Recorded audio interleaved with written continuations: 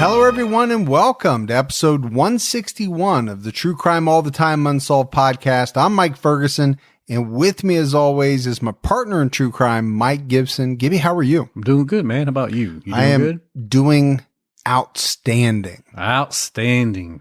We have just a ton of material out this weekend for everybody. So we're recording this unsolved right now. Yeah. At the same time, we have a True Crime All the Time out. It's an interesting episode. It's on the murder of a 26-year-old Australian teacher named Stephanie Scott. And I don't want to give too much away, but we did have some help writing this from a fan who wrote a book on Stephanie's murder, and so was able to gather some really great information. So definitely check that out. Very good one. We also have a brand new Patreon only episode. Yes, we do. That came out last night. It's on Lester Eubanks. This guy's interesting he number one, he was a child killer. That's not interesting. No. What's interesting about his case is that he received death. His sentence was commuted. Yeah. And then for some reason, inexplicably, A bizarre twist. prison officials thought, you know what's a good idea? Let's let this guy go shopping. Yeah. And let him do some Christmas shopping. We won't even follow him around the mall. Drop him off like you do your kids. Yeah. Just make sure you come back at a certain time. Well, guess what? He never came back. Shocker. We've also had some amazing Patreon support. Let's give some Patreon shout outs. Okay. We had Austin. Hey, Austin. Megan Lynn. What's going on, Megan? Alexis Williams. Hey, Alexis. CNA. What's happening, CNA? Madeline Statkowitz. What's going on, Madeline? Tim Smith. Hey, Tim. Jabby White. Ooh, I like that. Jabby. I like that name. Yeah. Peter Cloyter. Hey, Quarter. Utanga. Hey, Utanga. Cody Joseph. What's going on, Cody? Leslie Collins. Hey, thanks, Leslie. Andrea Brown. What's up, Brown? David. Hey, David. Lisa Cooper Artelich. Like in cartilage. Artilage. Yeah, exactly. Yeah. No, it's not. But yeah, it's exactly the same. Yeah. Carl Snyder. Hey, Carl. Elise Catterall. Hey, Elise. Jenny Walls. What's going on, Jenny? Blake Owen. I still think this is like some type of famous country singer. So you think that Blake Shelton and maybe Jake Owen got together, decided to support us on Patreon, but they said, you know what? Let's go in together. Let's not be obvious. Number one, we'll save money. Sure. And then number two, nobody will know for sure it's us. Exactly. That's what you think. Yeah. Okay. Yeah. We'll go with it. Thanks, guys. Adam Whitelock. Hey, Adam. Julie Landucci. Allie Ladder. What's going on, Ladder? Crystal May. Hey, May. Renee. What's going on, Renee? Prash. I like that. Prash. And last but not least, Alyssa Copeland. What's going on, Copeland? And then if we go back into the vault. Yeah. This week we selected Lindsay King. And she is the king, man. The king, been with us a long time. Yeah. Love the new support, the long-term support. We had some great PayPal donations as well. Lisa Marshall. Hey, Lisa.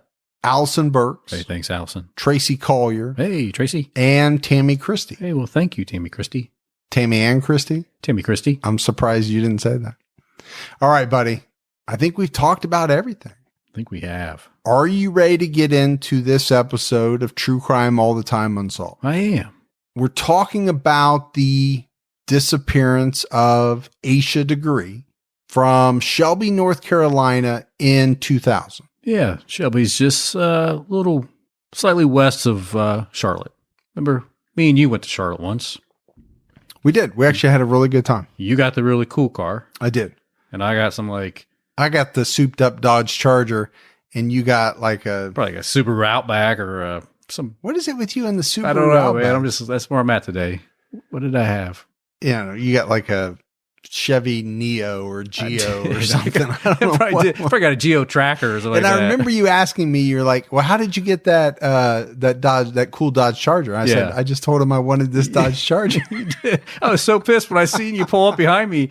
I've been in this piece of whatever all day long, 2 days, and I see you pull up and this like, vroom, vroom, and you're like revving it up. I'm like, what? You know what they say, Gibbs? You get what you ask for. Well, hey, you were management at the time, too. I was. Yeah, you pulled your weight. And I have quite a bit to pull, or had quite a bit. So before we dive into the disappearance of Asha, we want to talk a little bit, give a little bit of information on her. We don't have a lot, but Asha Degree was born on August 5th, 1990 to Harold and Iquilla Degree. She had an older brother, O'Brien. He was 1 year older than Asha. They resided in Shelby, North Carolina. Asha's dad worked at PPG Industries as a dock worker, and her mother made pianos at Kauai American Production. Kind of cool. I've never seen how a piano is actually made. I'd love to watch that. That'd be kind of cool. Yeah. I mean, I know what PP&G does. I mean, it's huge. Pittsburgh plated glass company. But yeah, I like those shows where they tell you how something's made. Yeah. How's that made, or how to make a piano. That can't be super easy. Right. Be interesting to watch how one's made. A lot of parts to that piano. Especially like a really expensive Steinway or, something like that that's worth a lot of money. You ever heard me play? No, I have not. Okay. I don't think I want to. No. Judging by your other talents in some of these other areas, I can't imagine the ivories. I fall short, don't I? Yeah. Yeah. In some areas. Not all. No, not all. It's, the important thing. But the minute you ask me that, I know you can't play. Yeah. Because you wouldn't have said it like that. Wouldn't it be funny, though, if we ever went somewhere and I just went up there like, just went at it and you're like, holy, you know what? I can't believe Gibby can play like that. I would be shocked. I'm going to take lessons. I would be Between shocked. now and when CrimeCon happens, I'm going to blow you away. So Asha was described as a shy, quiet girl with a beautiful smile. She loved riding her bike, jumping on her trampoline, and playing basketball, especially for her school team. Sounds like a lot of things kids like to do. Love all that. At the time of her disappearance, she was 9 years old and a fourth grader at Falston Elementary School. The other thing about Asha was that she loved school. She had only missed one day in 4 years. That's impressive. That's impressive. She also loved going to Sunday school at her church. On Saturday night, February 12th, 2000, 9-year-old Asha, who lived on Oakcrest Street, went to a sleepover at her cousin's house, who just happened to also live on the same street. She had a number of family members who lived on this Oakcrest Street. Oh, yeah. I mean, her grandma lived across the street. Her uncle lived caddy to their house. Caddy corner to their house. And then down the street, she had another aunt. I mean, they're just up and down that street. Which is kind of cool. Yeah. Having that much family, on the same street. If you like your family. If you get along, sure. 'Cause, they're coming over probably more than you want. Well, you're gonna have to endure some pop-ins. Yeah, a lot of probably. There's going to be pop-ins for sure. Asha and her many cousins stayed up late into the evening, having fun like a lot of cousins do when they have a sleepover. They were dancing, watching movies, and just talking into the early morning hours. So Sunday morning came, and I think it came early for all of them because they probably hadn't been to bed all that long. Oh, yeah. And she and her cousins all needed to get up and get to Sunday school at the church. Around 6 p.m. that night, because she had stayed up so late, she told her parents that she was tired. She was heading to bed. She didn't sleep that long, though. She slept a couple of hours till maybe 8:30, 9 p.m. because there was a pretty good thunderstorm going on that woke her up. So when she was up, she decided, hey, I'm just going to stay up for a little bit. And I think she just crawled up on that couch and watched a little TV with the family. It was around 10:30 p.m. that Asha and her 10-year-old brother went back to bed. Just a couple hours after that, her dad went in to check on both of them, saw that they were both asleep. So Harold went to bed. It was around 2:30 a.m. And when he did, he once again checked on the kids and saw that they were still asleep. Harold was excited about the next day because it was he and his wife's 12th wedding anniversary. Yeah, kind of smart. You got married on Valentine's Day. So you take care of everything in one shot. Yeah. You got Valentine's Day, anniversary. If you forget that, Hey, you're in deep, you know what? I don't know if I ever told you that story, but my mom and dad got married on my dad's birthday because he wanted to make sure he would never forget. That's what he did. Your dad was a smart man. Yeah. Aisha's mom woke up around 6 a.m. that morning, and she went to wake the kids up at 6:30. This is Monday, the 14th. Kids got to get up. They got to get ready for school. Right. But there's a problem. She cannot find Aisha anywhere in the house. And all the doors are still locked. She checks the doors. They're all locked. So she wakes up Harold. And I think rightfully so. The parents were a little panicked that their daughter's not where she's supposed to be. Right. They're searching. They can't find her. They checked with Harold's mom, who lived across the street. Okay, maybe Aisha went over there to see her grandmother. Nope, she wasn't there. Aisha's mom called the Cleveland County Sheriff's Office to report Aisha missing. And I know we've said it before, Gibbs, but parents' worst nightmare. Oh, couldn't imagine. Not knowing where your child is. I would be frantic. Yeah, and I'm sure they were. Police arrived on the scene, and they started asking the parents questions. One of the questions they asked was there anything going on at the home that would make Aisha want to run away? The parents said no. No way. She was happy, and she had never run away before. They told police that the house was locked up, and it was still locked up when Aisha's mom checked it in the morning. But they did tell police that Aisha had a key and could have locked it up after leaving. Well, I'm sure she had her key to get in after school, like most kids do. You know, mom and dad are working. You got to give them a key, let yourself in, lock up, call me when you get inside so I know you're okay. Yeah, I don't know. My kids are really good about unlocking doors to get in. They're not super good at locking them when they leave. That's one thing I've noticed. A lot of unlocked doors that I seem to be going behind people after they leave and locking doors because they just don't think about it. That's why you have those new electronic doors that you can use on your iPhone and you lock the doors. Because I've seen you do that to me. I'm like, I come in, you're down here. I lock you and I hear in. the door. I'm like, now, if I wanted to leave, I couldn't leave. You can't leave. Yeah. You're in here for the long haul. Till this is done, you do not go home. Her parents told police that when Aisha went to bed, she was wearing a nightshirt, but her mom noticed that the clothes she wore the day before were gone. So I think the assumption was made that she must have put those on before leaving the house. They were blue jeans, her family reunion t-shirt, which was white with purple letters on the front, and tennis shoes. But her mom also said that Aisha's favorite white pants and long sleeve white t-shirt were missing as well. So a couple of her outfits were not there. Yeah, and I think that has to raise concerns. Sure. When you have multiple outfits missing, and then you find out that she took her book bag, she took her purse. It was a black purse that had Tweety Bird on the front of it. Okay, then you're getting into the area of, did she actually run away? Right. Because why did she need to take all of these things and multiple sets of clothes? Yeah. Unless she was planning to do something or run away. But she is 9 years old, so it makes you like... It's very young. Yeah. I mean, at that age, okay, I get the feet stomping. I get the threats. I don't like that you told me I can't have the popsicle. I'm running away. Right. Most kids get to the end of the driveway and they figure out, what in the heck am I doing? Yeah. I can't live on my own. I can't buy popsicles on my own. I make no money. And they're not coming after me with the popsicle. So that's when they turn around. They're still mad, but they realize pretty quickly that it's kind of a fruitless threat. Yeah. Aisha's parents gave a description of her to police.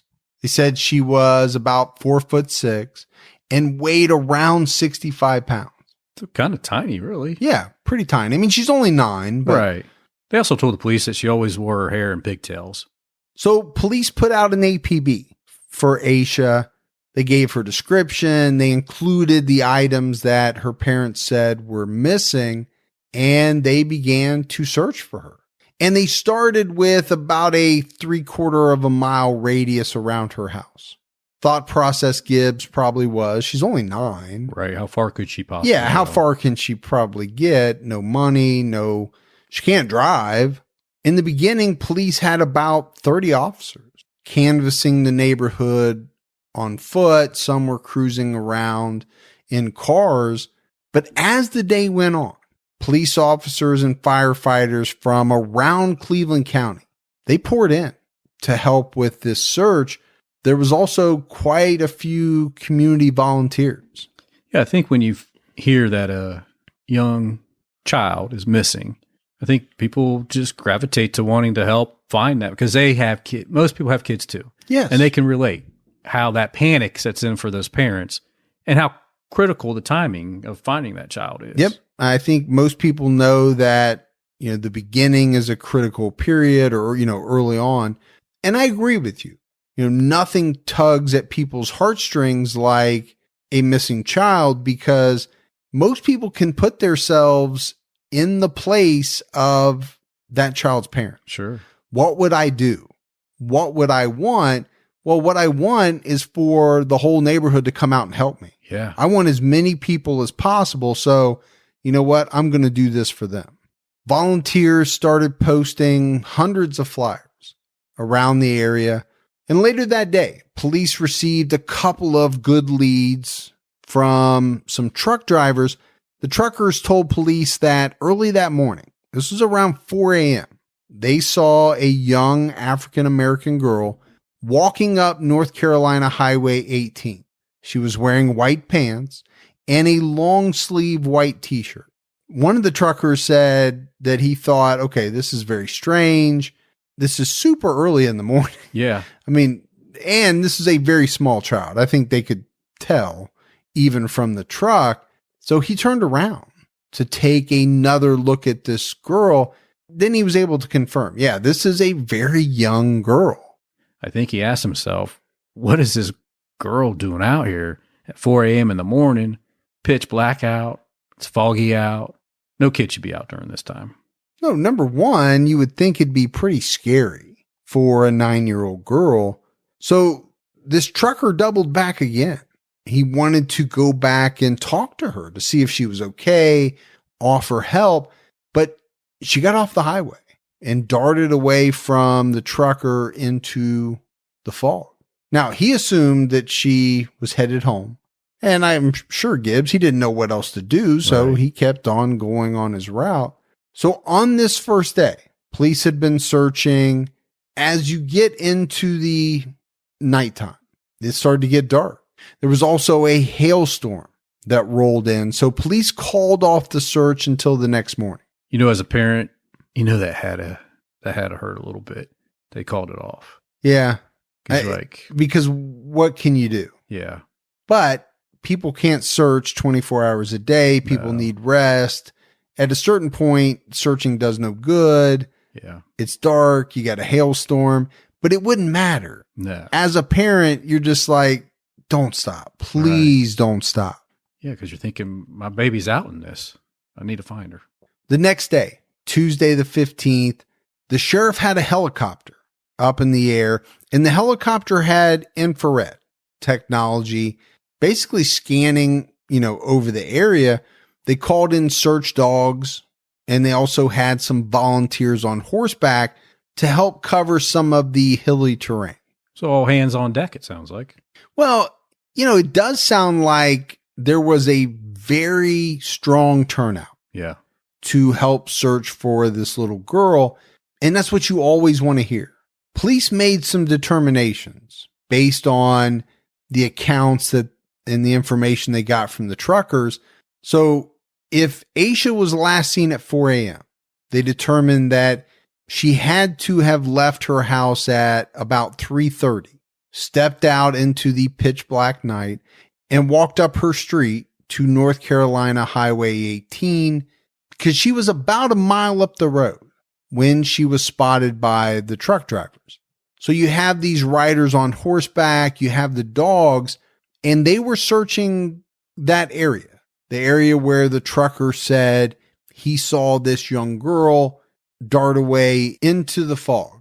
Some of the horseback riders came up on some outbuildings owned by a woman named Raleigh Turner. Raleigh owned an upholstery business, and she used the outbuildings to store furniture and other items. So the search party, they wanted to check these buildings just in case maybe, Asha had holed up in there. Raleigh and her daughter walked around the building. Only one was unlocked and open, and it was an old chicken shed. Basically, it was just a long barn that she used to store some old furniture, some farm equipment. Yeah, it just didn't have a door on it anymore. When they stepped inside, they found some candy wrappers, some paper, a pen, a pencil, and a Mickey Mouse hairbow. They also found a picture of a young African-American girl. During this same time, there was a search party searching the Rose Grove Baptist Church, pretty much in the same area. This was near the North Carolina Highway 18 and North Carolina Highway 180 intersection. I think it was a good place to search. Yeah, I think if she did carry on further down the road, that maybe she would take refuge here. Well, I think, Gibbs, it was probably a place that she would have had some familiarity with. I don't think it was the church that she and her family went to. Right. But she would have been aware of it. Yeah. And I think a lot of kids would think, especially kids that went to church, they might think, okay, I need help. This is the place to go. Yeah. Somebody here is going to help me. Sure. Yeah. And I think in that part of the area, you're going to find a lot of churches. There is a lot of churches. Yeah. On Wednesday morning, the 16th, police were informed of the items found in the outbuildings near and inside the chicken shed. They also took a look at the picture that was found inside there. Police presented these items to the parents, and they were able to confirm that the hairbow was indeed Asha's, as was the pen and pencil. But they told the police they had no idea who the girl in the picture was. No, they were clueless. We don't know who that is. It wasn't their daughter. No, it wasn't anybody that was in their family either. Cousins or people like that. Well, it definitely wasn't a cousin. But it wasn't a friend. I mean, They would have known right away. This was someone that they had never seen before. So police asked the press to run this picture in the paper. And they did. And it's out there, and she's labeled as Jane Doe. And to this day, they still don't know who she is. On this same day, the FBI and the State Bureau of Investigation, they're involved as well. They believe that when Asha saw the trucker turn around and pass her and then turn around again, she got scared and decided to get off the road. That makes sense. That would be a little scary. Yeah. A big truck passing you not once, but then pulling around again. She went into the deep gully by the roadside and started to hike up the hilly terrain because apparently there was some type of light. And they thought, okay, she saw this light and said, if I can make it to this light, I'll be good. Right. But it was about 200 yards up the hill. That's quite a hike. It is, especially when we mentioned, how dark it was, how foggy it was. But it's a good theory because the light they're talking about was part of the Raleigh's outbuilding. Yeah. So they theorized that she went towards the light. She found the open door on the old chicken shed and she took refuge there. She ate some of her candy that she had taken with her in her bag and probably rested there for a little bit. The police sent search dogs up there, but they couldn't pick up her scent. Which I thought was really strange because normally these dogs are spot on, man. They were pretty good. And they know she was there. Right. And she probably would have been there for a little while resting or, you would think they would have been able to pick it up. So it is a little strange. Police talked to the owner of the property adjacent to Raleigh Turner's place. This was a local reverend at the Buffalo Baptist Church. But what's interesting about him is that he owned 6 beagles and He tied them up on his property, but it really wasn't all that far away from the chicken shed. Right. He said his dogs never barked that night. And you know beagles, Gibbs. You've been around beagles. Yeah. Those things will bark, and they can smell like crazy. They're going to alert you to something. Yeah, and this guy said that his dogs typically would bark if they heard something, if they smelled something. By the end of the week, on Sunday, February 20th, the FBI and police, they called off the search, and they decided to work on the few leads that they had. They questioned the parents again. They also questioned the relatives that lived on that same street. 25 detectives canvassed the school. They interviewed teachers. They interviewed Asha's friends. They went to her church and questioned the church members. It makes sense. You're going to question anybody that could have known her to figure out, was there any issues, anything they're missing here? Because this doesn't make sense why a 9-year-old would ever leave a good home. No, not at all. And the leads are sparse, right? We got the information from the truckers. We got the information about the shed. But other than that, there's not like there's a ton pouring in. Now, what they did have was a number of psychics calling in, telling the police where they could locate Asha. None of those panned out. They got some other leads as well, but everything they checked into, it just didn't lead to finding Asha, or it didn't lead them further on. But no doubt, Asha's parents were scared, and they had a right to be scared. Yeah. They were made aware of a study published in 1997 that said 72% of kidnapped children are killed in the first 3 hours. Well, if that didn't make you nervous, hearing that, reading that in the paper would have. Well, and that's why they would be scared. Some of the papers during this time noted that the Amber Alert system that started in Texas in 1996 due to the Amber Hagerman case, it was just now being activated in some places in North Carolina as a test pilot, but it had not made it to Cleveland County yet. Yeah. So it's tough, Gibbs. After a month went by, police still had no solid leads. They hadn't found Asha, and they really had nowhere to go with the case. And this happens a lot. Yeah. In some of these cases that we talk about, there really was kind of an all-out effort, I think, in the very beginning. But how long can a municipality keep that up? Yeah, I mean, eventually you have to think, am I using the resources the best way we can right now? Well, it's not like the world stops. Right. There's crimes that are being committed all the time. So detectives started being pulled from Asha's case. At one point there was 30, 25, and then, before you know it, there's only 5. Yeah. 2 from the Cleveland County Department, Sheriff's Department, 2 from the state police, and 1 from the FBI.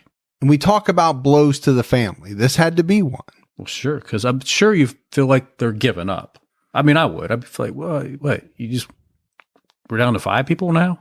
Yeah, I mean, if you looked at it from a common sense standpoint, yeah, it makes sense.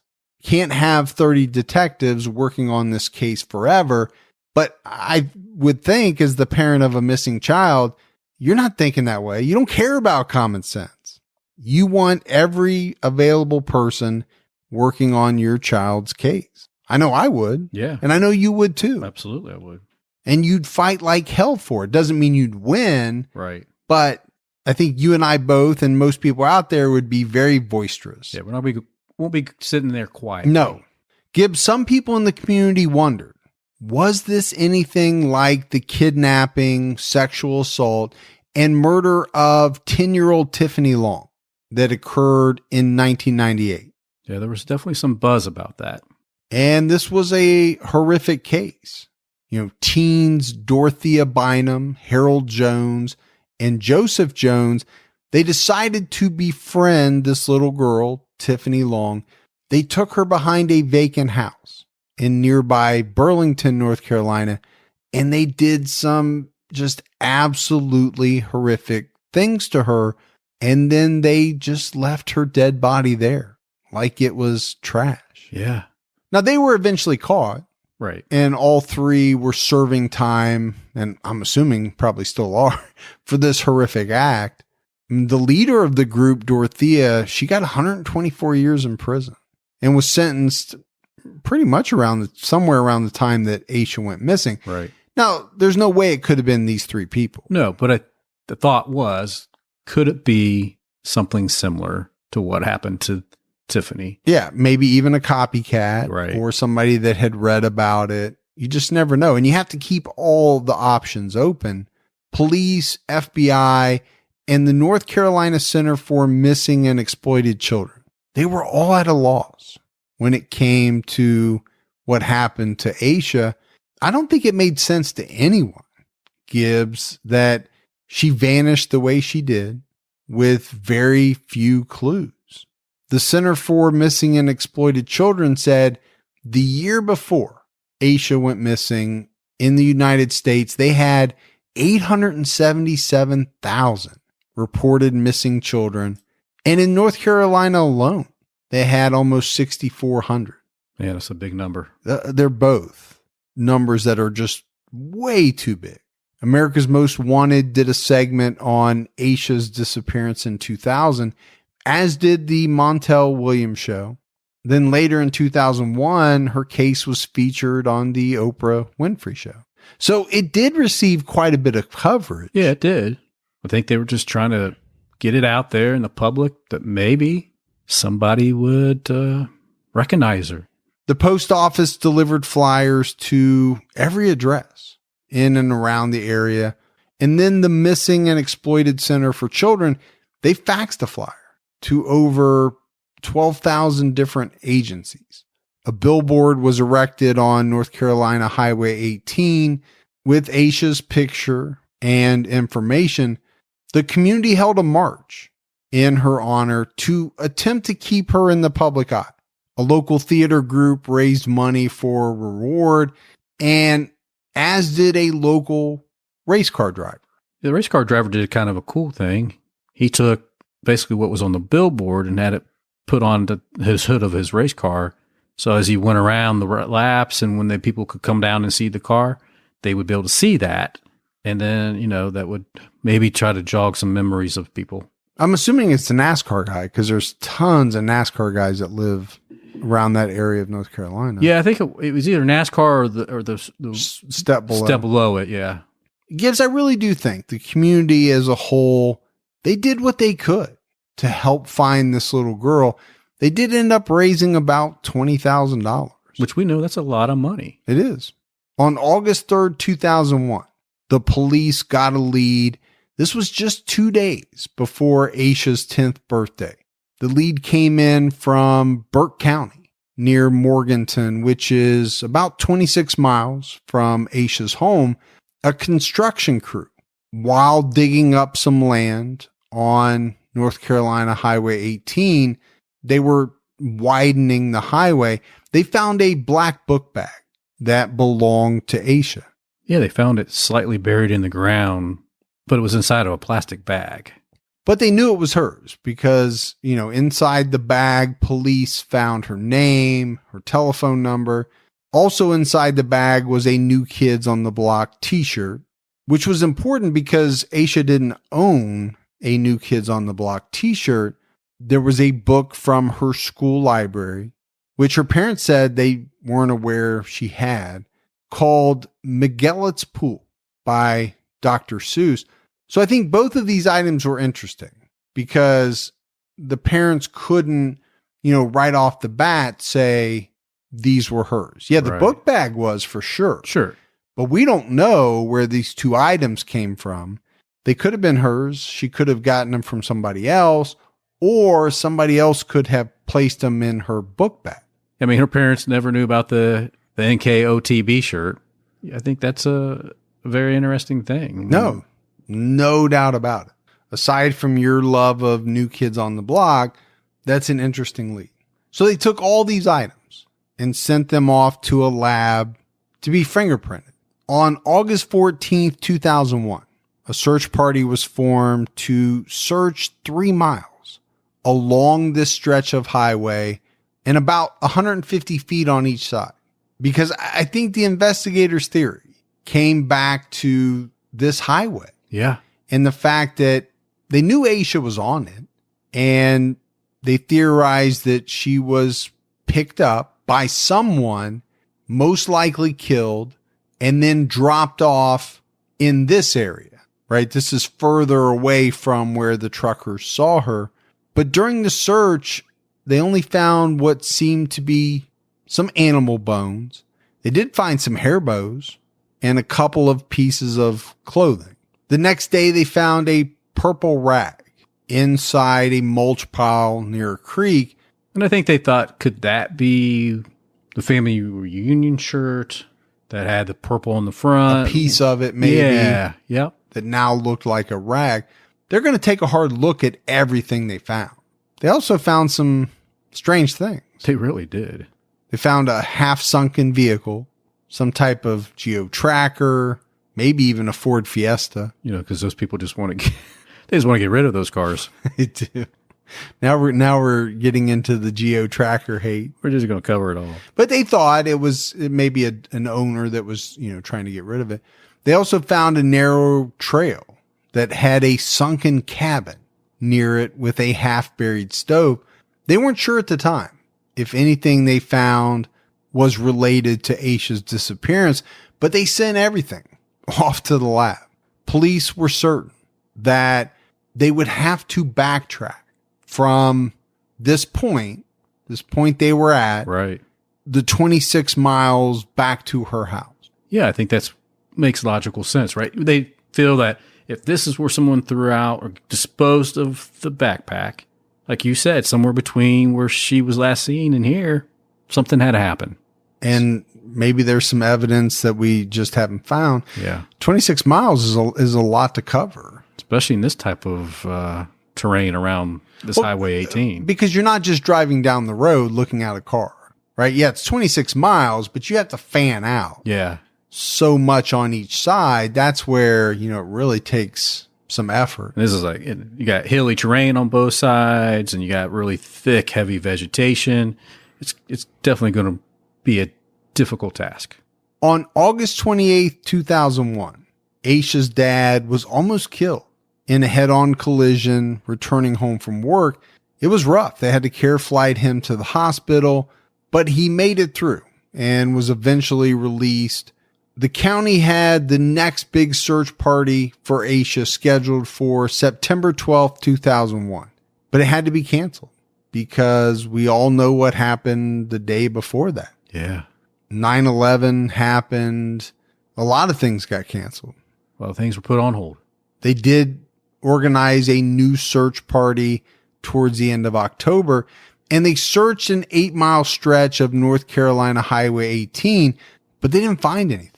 And it's really from this point, Gibbs, that the case went very cold. In June 2002, the Center for Missing and Exploited Children, they mailed out some new flyers. And basically, the flyer had a new computer-generated picture of Asha. And this went out to 85 million homes. That's impressive. To try to generate new leads. But amazingly, nothing at all came from all that work. Mm-mm. Now, the only thing that did come out around that time was that the police, the FBI, finally put out some information that they had from earlier leads. And it was that a tipster called in to say that they thought they saw a girl that looked like Asha get into a light green, either Ford Thunderbird or a Lincoln Continental Mark V type of car. Said it was kind of rusty at the bottom, and that's all they had to say about. And the police didn't really, and the FBI didn't have anything else to follow up on. But a pretty big car. Right? Yeah. Both of those are pretty big. Yeah, they've been looking like they're driving a boat. Yeah, the old Thunderbirds and right. Lincoln Continental. In 2015, the FBI and sheriff, they took a new look at the entire case from top to bottom. They looked over 350 leads. And some of these were new, right? 50 of these leads had come in just the previous 18 months. The FBI offered a $45,000 reward leading to an arrest. And this was made up of $25,000 from the FBI and $20,000 from the community. Which I thought that was a good gesture from the FBI. Yeah, they're throwing in $25,000. Yeah. But we know this case is unsolved. And the FBI is asking anyone, if you have any type of lead, to please call 704-484-4888 or 1-800-THE-LOST. It just frustrates me because I can't figure out. So she leaves her house, but she was happy from all accounts. Yeah. Right? But so why would she wake up in the middle of the night, feel that she needed to take an extra set of clothes and head out, unless maybe she planned on meeting somebody? Yeah, I mean, I think a lot of the theories center around her leaving. Yeah. But what if she was taken and somebody allowed her to take some of these things with her? Right. Maybe somebody was in that chicken coop barn thing with her. Sure. They allowed her to eat some candy from her backpack. I just don't know. It's hard for me to visualize a 9-year-old. Right. Going out by themselves, extremely dark, foggy, eerie, scary, and you're going to sleep in an old, decrepit chicken coop. I mean, my kids half the time were scared to sleep in their bed. Yeah. Would have nightmares at 9 and they would have to, come in and jump in bed with us. So, I mean, some of that stuff's kind of tough to think that a 9-year-old little girl who weighs 65 pounds right. is walking down North Carolina Highway 18 by herself. Yeah. But just makes you wonder why. But then there's the trucker that saw her. Yeah. So if she wasn't by herself, was there somebody off the highway that didn't want to be seen by the trucker? And that's who she darted towards because she was scared. This person said they would hurt her. I don't know. I mean, we could offer up a number of different theories. The one thing I will say, I mean, it's been over 20 years. Right. Since this little girl went missing. There's no 9-year-old that is going Bear Grylls. No. And surviving, on her own. It's just not going to happen. No. That's the sad part about it. Now, she could still be alive. She could. But she would not have done it on her own. That would mean she was taken by someone and they did care for her for, some time. The problem is now she'd be, well into her adult years. Yeah, she'd be 29 this year. And so if she was alive, why would she not come back to her family? You have to start asking those questions as well. Right. But I know her mom feels inside her gut that her daughter's still alive out there. And I will never argue with the mom intuition. It's too strong. I just won't do it. Yeah. And I don't think it's a bad thing for the family to maintain hope. Sure. I mean, once you give up hope, I think it becomes very tough. Right. I agree with you. The problem is they just still don't have any answers. And sadly, we've heard this story before. And we're going to hear it many again. times. Yeah. Many times. And we'll continue to hear it. But I will say this. Some of these stories have ended up with people coming home that nobody would ever have thought. Oh. After so many years that they would still be alive and that they would make their way home. And that's why I don't think you can ever give up hope. Yeah. And I think, her mom actually talked in an interview that that's what has given them hope in the past, is hearing about these kidnapped victims that return home one day. Did make it home. Yeah. Now they were scarred. They went through a lot, but they came home safe. They were reunited with their families. Yeah. I mean, I think it goes without saying, right? Both you and I hope that somehow, some way, police are eventually able to solve this mystery. Whether Asha's still alive or not. If she's alive, great. Let's find her. Sure. But if she's not, the mystery still needs to be solved. Somebody knows something. And somebody needs to pay if they did something untoward right. to her. The family deserves that for sure. But that's it. That's it for the disappearance of Asha Degree. Gibbs, we got some voicemails. Let's hear them. And check those out.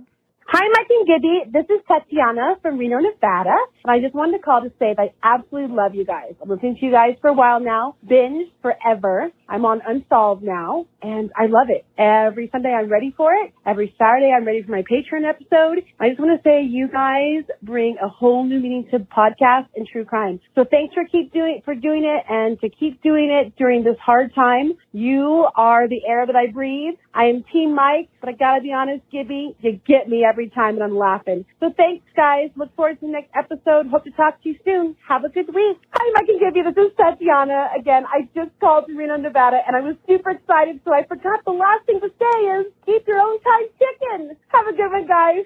Bye. Hey, that's like the most important thing to say. It is. It is.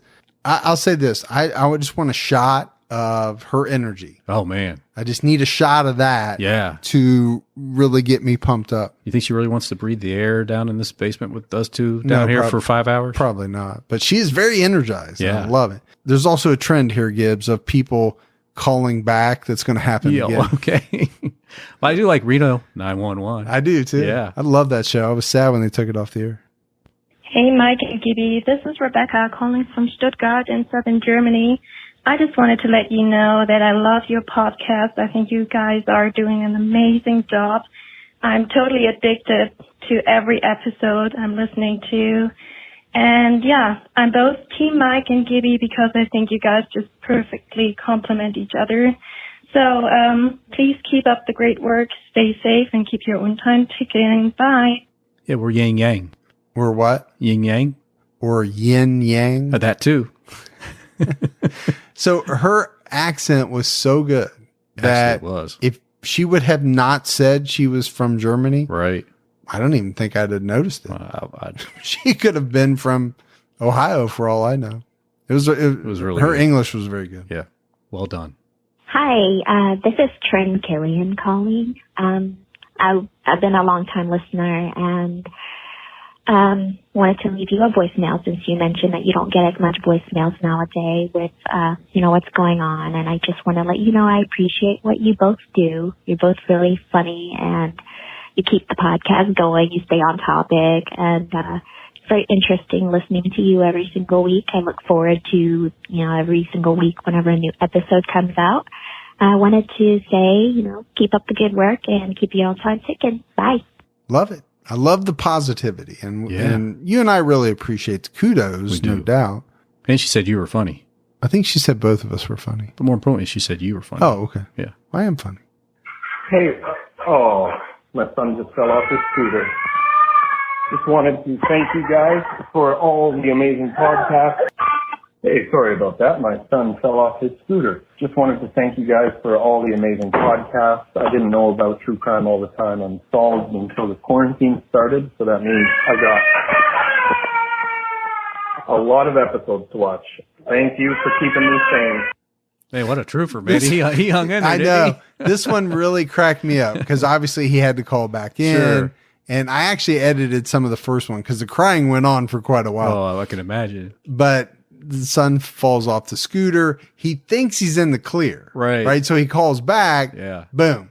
Hey, again. Hey, we've all been there. Yeah, we can relate because we've all been there, man. And that's why it cracks me up. Not that the son got hurt. I don't like that. No. But, it's those moments that while you're in them, you're like, geez, why is this kid crying? Right. The stress. And then, you get to be 40, 50 years old and you're like, man, can I just go back for one day? Yeah. I just want to hold, my little one. Okay. If she cries, she cries.